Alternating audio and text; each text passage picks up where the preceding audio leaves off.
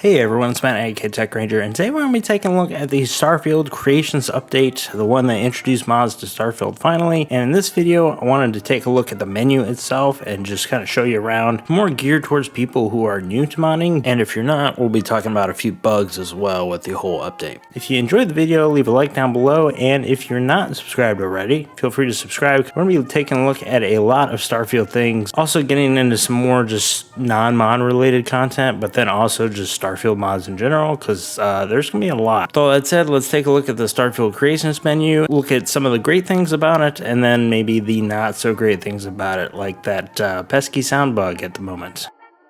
So in this first section, I just wanted to go over the creations menu and what all that looks like. That way, if you're starting out, at least you kind of know where to go and what to do. So first things first, if you want to access mods, click this creations option here and you'll be taken to the mod page. Now, once you get in there, there's an important note here about mods. A lot of people don't like to read it. So just FYI, you can have issues with mods, especially if you're adding it to an existing save. Whenever you install mods and try to load up a game, it will actually create another modded save for you. So it's not like it's going to screw up your main save if you end up installing mods there. So first thing, what's up with all these little mod icons here under the mod name? Well, there's a few of them, and this one means that it is from Bethesda themselves. This is a mod they've either created and made a paid mod, or there are some free ones as well, which we'll look at in this video. This particular one is for the free quest that they added with the June update. It's just like the second part of it. Next to that one, we actually have a verified creator. That's that blue check mark there. That's somebody that's applied to this program using the creation kit to create mods. They can do it for free, or they can charge and receive royalties if they would like. The majority of mods on here right now are all free. There's only a handful of paid mods. What you want to pay for and what you don't, it's up to you. This little icon with the lightning strike on it means that it is a paid mod. I think if you can donate directly to the creator, that's always the best option, but if you got those free credits from the premium edition of the game, burning a hole in your pocket, you can always do it that way and just buy it with your free credits. Now, one thing I do want to point out is that there are free creations from Bethesda, but if you look here, these are actually achievement friendly. So this means that you can actually download these, kind of like micro DLC, and then it's just a part of the game, so you can load up your game and then play with achievements on. Because of that, you shouldn't get a notification that you have mods on because it's achievement friendly. Most other mods will disable achievements, but just wanted to point that out. A few last things to note about this menu here is that there is a category list, because if you've noticed, the thumbnails are kind of large and it might be easy to lose track of the different sections, so you can actually jump to certain sections here by pressing the left trigger. You can search for something with LB, but just make sure you're specific or you're just going to get a big list of mods. The easiest way to browse for mods, in my opinion, is to go on the website. You can even bookmark mods here if you're logged in, and if you're familiar with the channel, I usually put links in the description to the mods I look at. At any time, you can press Y to get to your load order. There's also a menu if you press the Hamburger button. Like I mentioned in the creations video that I did for Skyrim, I probably wouldn't mess with anything here other than turn music off. But if you do have a save with no mods and you don't want to mess that up, you can disable all the creations from this menu. That way you can load that one up and you won't get a message about mods. Enabling and disabling are actually going to be important to address that audio glitch that I was talking about, which we'll address here in the second part of this video. When you download something, you'll see this little progress bar pop up when you click that button, and then in the bottom right, you're going to see how much space you have left and how much space you've already used.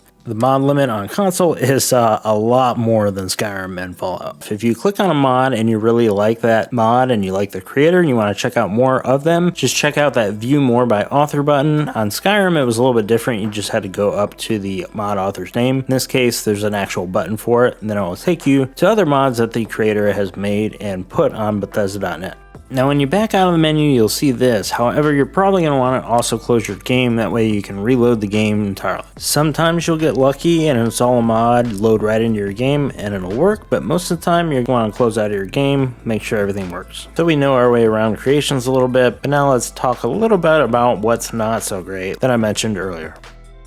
Alright, let's talk about some issues now with the creations update. And the first one that kind of sticks out is the audio one. Sometimes when you download creations, try to load up a game, it might work at first, but then when you close out of your game, try to load it up, all your audio drops out. I think this might have something to do with the way the game actually reloads your files after you install creations. To get around this issue, you can go into the creations menu, disable all of your mods using that menu we looked at in the first section. Go ahead and back out, close out of your game entirely, load it back up, go back into Creations, and then re-enable your mods. Now back out of the Creations menu and then go to load your game. Now you'll know this will work because the main menu music will actually kick on, so that means the audio has been restored. This has worked for me every time. I have seen some people that have some success for turning the volume sliders all the way to 0, closing out of their game, loading back up, and then adjusting the sliders again, and then they get their sound back. I haven't needed to try that one, but if it works, let us know in the comments. The other issue, and it's actually not just for Starfield, it also still happens for Skyrim, is your load order just kind of rearranging itself. Make sure they're in the right spot, back out of the menu, jump back in. If they're messed up again, change them back out, and then you should be good. I'll also link the Skyrim Creations bug video that I did, just in case that helps with this update, because it is kind of the same system.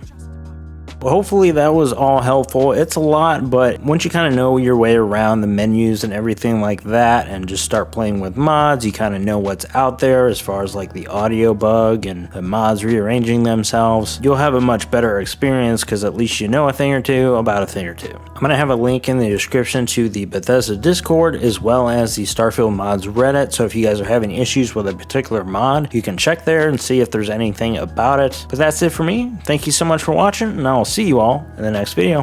Bye.